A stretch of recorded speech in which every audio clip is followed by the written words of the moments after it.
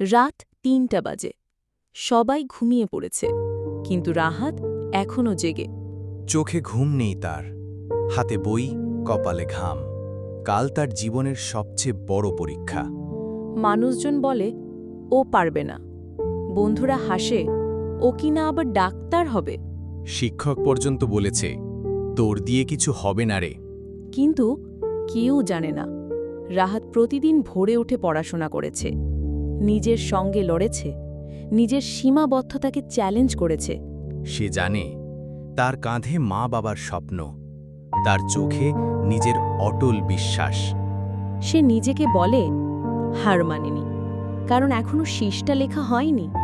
সকাল হয়, রাহাত পরীক্ষায় যায়, চোখে সাহস আর হৃদয়ের লড়াইয়ের আগুন।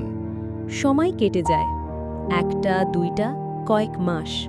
আর হঠাৎ একদিন রেজাল্ট বের হয়। রাহাত সবার তালিকায় ওপরে। যে ছেলেকে সবাই বলেছিল তোর দিয়ে হবে না, আজ সেই ছেলের গল্প সবাইকে অনুপ্রাণিত করে। তুমি কি জানো কেন?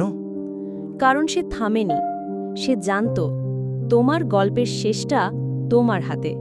এখনো শেষ হয়নি, এখনো তুমি পারো।